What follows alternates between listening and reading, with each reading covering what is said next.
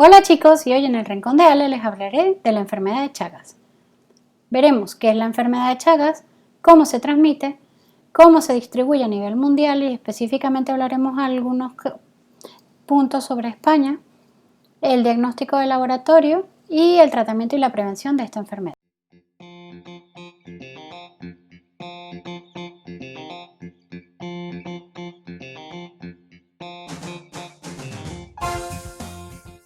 La enfermedad de Chagas es una enfermedad causada por un parásito y afecta sangre y tejidos.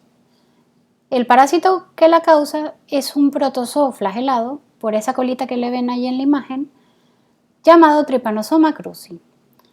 Esto se considera una zoonosis porque es transmitida a través de un insecto y este insecto es conocido como el triatomino. Fue descubierta por Carlos Chagas, pero primero él descubrió que el parásito vivía en los vectores. En 1907, ese fue el primer hallazgo que hizo de la enfermedad en Brasil. Luego, en 1909, es que se hace una primera descripción de esta enfermedad, causada por este parásito. En 1911, el científico Chagas describe el primer caso de transmisión congénita, que se transfiere de madre a hija o hijo la enfermedad. En 1916, Chagas sugiere que también afecta al tracto digestivo y otros investigadores en 1936 coinciden en que se puede transmitir esta enfermedad mediante transfusiones sanguíneas o hemoderivados, ¿vale? Hablando de transmisión, podemos decir que se necesitan ciertos aspectos para transmitir la enfermedad. Uno, el parásito o agente patógeno, que es el Trypanosoma cruzi. Este agente patógeno tiene diferentes formas evolutivas. La mastigota es la forma en que se reproducen los tejidos del ser humano. La epimastigota es cómo se reproduce en el intestino o estómago de los insectos o triatominos. Y el tripomastigota, que es la forma infecciosa o agente patógeno, que es el Trypanosoma cruzi, que es el que penetra y causa la infección. El vector puede ser un triatomino y hay diferentes triatominos que lo pueden transmitir dependiendo de la zona geográfica donde estén. Por ejemplo, en América del Sur está el Pastrongylos geniculatus, pero en Bolivia el Triatoma infestan es el más común para transmitir la enfermedad. Y así sucesivamente con los siguientes triatominos que vemos a continuación en la imagen. La transmisión puede ser, como vemos, por el vector, ¿vale? El triatomino, que es lo que le hemos comentado anteriormente, y también puede ser causada por otras formas diferentes a la transmisión vectorial, que significa no vectorial. La forma transmitida por el vector en el hombre es porque la forma infectiva o agente patógeno, el Trypanosoma cruzi, penetra en el tejido del humano mediante la picadura del insecto triatomino en este. Por ejemplo, el hematófago se alimenta de sangre. Cuando pica al humano para alimentarse de este, también defeca. Y cuando defeca, en sus deposiciones está el parásito. El hombre suele, por la picadura, rascarse y así penetra las heces que están muy al lado de la picadura en el tejido humano. Una vez ya en tejido humano, él se convierte o pasa a su forma evolutiva a mastigota. Se va a multiplicar, puede migrar a otros tejidos. Hemos hablado de, por ejemplo, el intestino, que podía causar trastornos intestinales. O puede circular en sangre en forma de tripomastigoto, que es la forma infecciosa. Si a ese humano lo pica otra vez un insecto que está libre del parásito, este se contagia y transportará ahora el parásito en su intestino. En el intestino del parásito, la forma evolutiva que toma el mismo es de epigomastigoto. En el estómago, el parásito, en el estómago del triatomino, el parásito toma la forma evolutiva epimastigoto. Y así se multiplicará en el estómago de este parásito pasando al intestino del mismo, y una vez que este triatomino se quiere alimentar de sangre humana, cuando pique a otro humano, defecará, el humano se rascará y penetrará a este humano el parásito de nuevo, cerrando el ciclo y continuando el ciclo de la enfermedad. Esta transmisión es característica de las áreas endémicas. ¿Por qué? Porque tenemos al vector, que es el triatomino, en estas zonas. Luego les hablaba de que había una transmisión no vectorial, que no necesitan al insecto para transmitir la enfermedad. Y estas son transmitidas de humano a humano mediante transfusiones sanguíneas o trasplantes de órganos o mediante la transmisión materno-fetal de la madre al hijo. La enfermedad es muy diversa. En principio, las enfermedades tienen una fase aguda y una fase crónica. Esta puede tener una fase aguda que es del 1 al 2% que presentan estos síntomas clásicos y signos, que son, por ejemplo, el signo de la romaña o chagoma, que es una inflamación en el sitio de picadura del insecto. Hay una fase de latencia en esta enfermedad que puede ser de 5 o 20 años o puede ser infinita. Y esta puede estar asintomática. Luego hay personas que desarrollan la enfermedad crónica, donde hay afección del corazón, que es lo más característico de esta enfermedad, la cardiopatía chagásica crónica, que es una inflamación del corazón, la afectación del aparato digestivo o también puede tener problemas neurológicos, tanto en el sistema central como en el sistema nervioso periférico. Cuando es transmitida mediante transfusión suele tener una fiebre con picos muy altos. Y cuando es por transmisión vertical de madre a hijo, puede verse un distrés respiratorio, dificultad para respirar y una inflamación en el hígado. Con respecto a la epidemiología de esta enfermedad, tenemos que se distribuye principalmente en América. Es una enfermedad de las Américas. Donde vemos en rojo es donde existe el vector y la enfermedad y es más endémico de la zona. En Estados Unidos también se han visto casos y también ahí está presente el insecto. Y Uruguay y Chile han logrado erradicar el vector, o sea, el insecto, pero no la enfermedad porque había gente que ya la padecía previamente. Con respecto a la epidemiología en España, como en España y en Europa no existe el vector por las condiciones ambientales, no permiten su desarrollo, entonces la transmisión que se da en Europa es no vectorial, es decir, por transfusiones y trasplantes. En España la población inmigrante latinoamericana es alta. Y de esta migración, aproximadamente el 60%, un poco menos, es de mujeres y el 40% es de hombres. Con lo cual, la transmisión vertical, es decir, de madre a hijo, puede ser más probable. Entonces, quedamos que en Europa se transmite por transfusiones de hemoderivados, o sea, sangre, plaqueta, todo lo que sea de hemoderivados, derivado de la sangre, trasplante de órganos y por transmisión vertical de madre a hijo. A partir de 2005 se creó un decreto en este país para evitar la transmisión de la enfermedad de un paciente a otro, de donante, ¿vale? De que el donante al receptor no le transmita la enfermedad. Es decir, que está prohibido que una persona que tenga enfermedad de Chagas haga transfusiones o trasplantes de órganos. Entonces, para ello se hace un cribado. A partir del cribado se ha observado un aumento significativo en el número de pruebas para detectar a lo largo de los años la enfermedad. Es decir, que se han aplicado más pruebas a la población para ver si tienen esta enfermedad. Y se ha visto en 2007 que hay un 0.46% de aquellos examinados que padecen la enfermedad. Estas personas pueden ser personas que vienen de Latinoamérica, bien sea por migración o personas europeas o españolas que hayan permanecido mucho tiempo en las zonas endémicas y se hayan infectado con el parásito por la picadura del vector.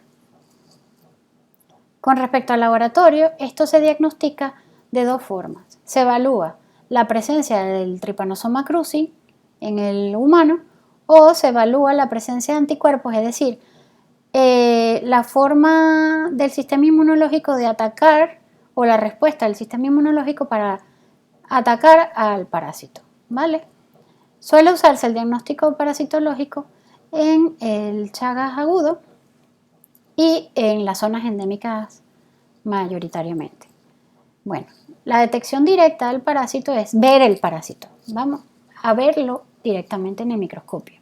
Entonces, podemos coger una gota de sangre, que puede ser una gota gruesa para coger más sangre, o un frotis, que es una extensión de sangre en un portaobjetos, y lo vamos a ver al microscopio. Esto se puede ver así, tal cual, en fresco, o se puede teñir con colorantes, por ejemplo el Giemsa, para verlo mejor con un contraste de colores. Por ejemplo, la imagen que vemos en la detección directa es una tinción con Giemsa y se ve el parásito, depende de sus estructuras, coloreado de una forma u otra, y se puede ver mejor el contraste entre la sangre y el parásito. Y también hay unos métodos directos de concentración que es para concentrar la sangre y tener mayor probabilidad de ver el parásito, es usando el microhematocrito, que se coge un capilar o varios capilares y se separa, se centrifuga, se elige una zona específica donde puede estar el parásito y se ve al microscopio también, en fresco o teñido. Y el método de Straub, que es una concentración de sangre, se cogen más mililitros, más cantidad de sangre y se concentra, se centrifuga y se ve cierta parte de la sangre centrifugada para ver si tienen los parásitos, y también se ve al microscopio. Luego, la detección indirecta consiste en ver al parásito no tan directamente de extraigo la sangre del paciente y lo veo, sino más buscando alternativas cuando no se ve el parásito en sangre. Porque además esto necesita de una persona profesional y de un ojo observador para hacerlo. Bueno, hay una forma indirecta que es el inmunodiagnóstico, que es mirando los antígenos, es decir, la presencia de estructuras antigénicas o cosas, pared o proteínas que tenga el parásito que el humano no tiene, pero que si está en la sangre del humano es porque tiene el parásito. Y eso se llaman enzimoinmunoensayos o ELISAs. Luego está el diagnóstico por PCR, que es la amplificación de una parte del genoma del parásito, y lo que se hace es amplificar esa cantidad de genoma para que se vea mejor y se pueden ver, por ejemplo, aquí en esta imagen, en bandas, que esta es una revelación de PCR, ¿vale? Luego hay otros mecanismos poco frecuentes como son el hemocultivo, que es cultivar la sangre de la persona a cierta temperatura y con ciertas características de un medio de cultivo, y este cultivo dura 120 días, porque ahí vamos a generar las formas idóneas, vamos a tener un ambiente idóneo de nutrición para el parásito para que él se replique. Y entonces va a aumentar la población. Por ejemplo, si cogemos 2, 3 parásitos en la sangre, pues cuando se repliquen a los 120 días puede que veamos mayor cantidad. La cuestión de esto es que es muy largo, son 120 días que dura este análisis. Luego la sangre se va a ver en el microscopio, por ejemplo, y la cuestión es que tienes que ir sacando cada cierta cantidad de días un poquito de muestra para ir viendo si ya se positiviza el cultivo, es decir, que se ve el parásito. Luego está el secnodiagnóstico, que es un insecto que no tiene el parásito, obviamente. Se le pone en la piel a un ser humano, realmente son 30, y se hace que él coma o se alimente de la sangre del ser humano, y así ver si se replica el parásito en el estómago e intestino del animal y ver, bueno, del insecto, y ver si está presente o no el parásito, porque obviamente si el insecto no tiene el parásito y a los días vemos en el intestino del parásito, y a los días vemos en el intestino del insecto parásito, pues es que el humano lo tenía. Y luego también hay una inoculación en ratones, que lo que se hace es coger una cantidad de sangre de la persona infectada o la persona que se cree que está infectada, se le inocula a un ratón y se ve si se forman si se ve si se transmite el parásito, porque ese ratón tampoco tenía parásito. Que esa es otra cosa. El insecto no solo pica al humano, él es hematófago, puede picar a otros animales mamíferos presentes en la zona endémica. Y estos pasan a ser reservorio del parásito. Y es decir, que cuando venga un triatomino-sano y lo pique, pues este puede picar a un humano y así él se conserva en la zona. Vale. Con respecto al diagnóstico serológico, que es mirar la presencia de anticuerpos, es decir, si tu cuerpo está rechazando o está peleando contra ese parásito, que ya no es directamente el parásito lo que vamos a ver, sino la reacción de tu cuerpo, la respuesta de tu cuerpo frente a una parasitosis causada por el Trypanosoma cruzi, este diagnóstico es serológico y se puede ser convencional o no convencional, es decir, el habitual o no. Entonces, normalmente lo que hacen se hacen inmunoensayos buscando anticuerpos, la inmunofluorescencia indirecta, también se pueden hacer hemaglutinación indirecta y se pueden hacer test rápidos, que son poner una gota de la muestra en una plaquita y se forman rayitas si hay o no presencia de ese anticuerpo. Con respecto a las no convencionales y muy poco utilizadas están la radioinmunoprecipitación o RIPA, que esta no se utiliza mucho porque utiliza isótopos radioactivos que requieren de una zona delicada del laboratorio, requieren de personal muy adiestrado y es peligrosa. Entonces, si hay otras pruebas que pueden diagnosticar la enfermedad mejor, pues está en desuso o en poco uso, se puede usar en investigaciones, por ejemplo. Luego está el Western blot, que es un análisis de proteínas donde se mira si está el antígeno presente y se pone con un anticuerpo y se hace una migración de proteínas por electroforesis. Con respecto a las embarazadas, que ya hablamos de que uno de los aspectos importantes es la transmisión de madre a hijo, bueno, se recomienda que se deba hacer a personas que hayan vivido durante mucho tiempo en zonas endémicas o a personas procedentes de áreas endémicas un análisis para detectar el parásito durante el primer trimestre, un análisis de su sangre, porque ya hemos visto que hay personas que son asintomáticas o personas que realmente hasta que no se cronifica la enfermedad no presentan síntomas ni signos. Entonces, bueno, es recomendable hacer esto porque al niño se le puede tratar recién nacido, no los primeros días, pero sí con un par de meses y se puede hacer un seguimiento para así que este niño tenga una vida sana. Entonces, para este cribado se utiliza cualquier test serológico o test rápido, como se los comenté anteriormente.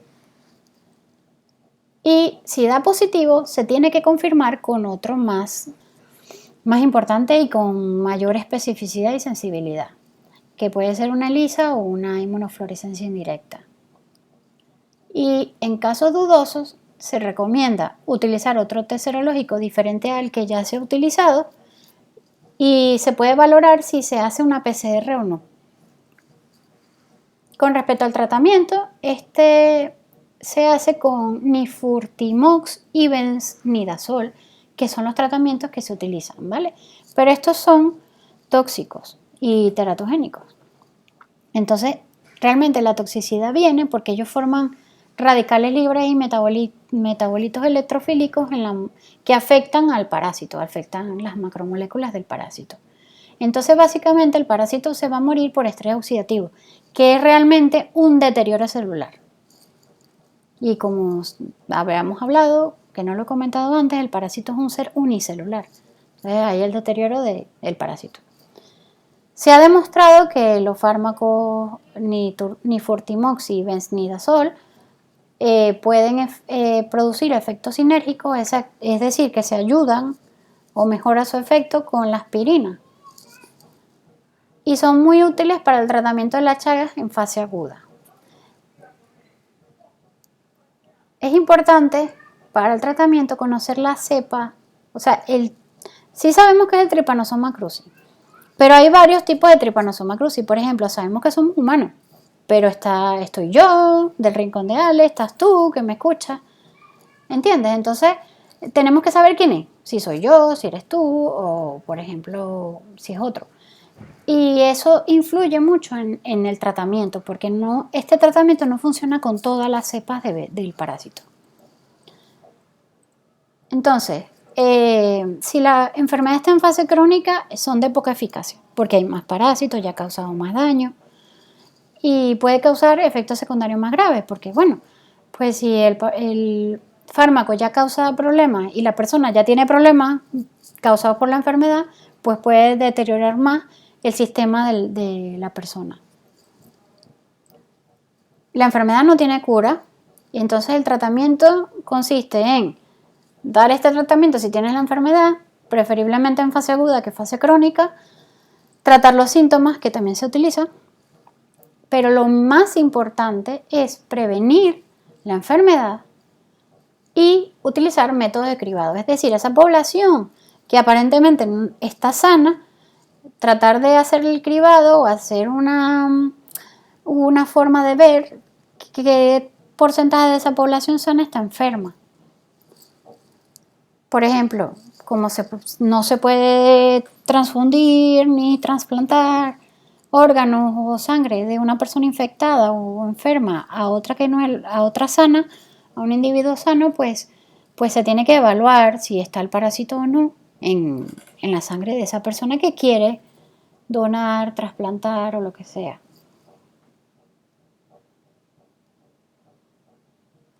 Bueno, con respecto a la prevención, tenemos que las áreas endémicas, es decir, donde está el insecto, donde la enfermedad es donde se genera y se produce y tal, es necesario hacer una desinsección.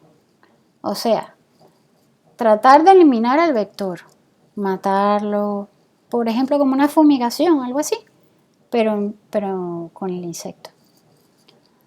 Dormir con mosquiteros en las zonas donde haya prevalencia de esta enfermedad y del vector, para evitar que nos pique en la noche, que es donde estamos más descuidados, porque estamos dormidos claramente. Y si se sospecha que te ha picado, por ejemplo lo que vimos en la imagen, que tienes un chagoma, una inflamación muy rara, pues, o si has visto al insecto picarte, es preferible que te lo lleves vivo a un centro especializado del país donde estés. Bueno, si no te lo llevas muerto, pero es preferible que lo lleves para que lo examinen y vean si tiene el parásito en el intestino. Y también, si no tienes ningún insecto, porque no lo viste, pero sí que ves una inflamación muy rara y tal, como el chagoma, es preferible acudir inmediatamente al hospital a ver qué te pueden decir allí. Y como caso curioso se ha visto que hay unos ciertos productos que pueden matar al parásito, como el etanol, que es un alcohol, el hipoclorito sódico y la luz ultravioleta. Entonces esto es bueno para los laboratorios o para las zonas endémicas por si quieren matar al parásito, pero esto estamos hablando de la transmisión sin vector, porque el resto es necesario acabar con el vector para acabar con la enfermedad. Y bueno chicos, esto es todo por hoy. Esto fue qué es la enfermedad de Chagas o qué es el Chagas. Si les ha gustado, pues nada, coméntenlo con sus amigos. Si tienen alguna duda, escríbanlo por los comentarios o denle a like si les gustó. Lo he querido hacer un poco más, que sí que tiene una parte más general de qué es la enfermedad y eso, pero quería hacer como una especie del diagnóstico de laboratorio para aquellos chicos o chicas que me escuchen, que tengan interés en saber un poco más a fondo las cosas que yo hablo en el canal. Si les gusta esto, pues escriban en los comentarios y yo trataré de hacer un poco más de hincapié en cómo se trata, cómo se detecta, cómo se diagnostican las enfermedades que hablo o lo que esté hablando más a fondo a nivel de salud o de medicina. Y si no les gusta y quieren solo saber lo general, pues yo solo les explico qué es, cómo se transmite y ya. Pues nada, de todas maneras, si no, ya sabéis, si no a mitad de video, pues, bueno, lo único que lo dije ahora, pero nada, me podéis seguir en las redes sociales, estoy en Twitter como @rincón_de_ale, en el Facebook como rincón.de.ale y en el Instagram, que es nuevo, es rincón, @rincón_de_ale. Y nada, pues ahí publico en el Instagram fotitos de cosas de laboratorio, células, bacterias, parásitos y cosas de interés para la ciencia. Y nada, esto es todo por hoy. Gracias y hasta la próxima.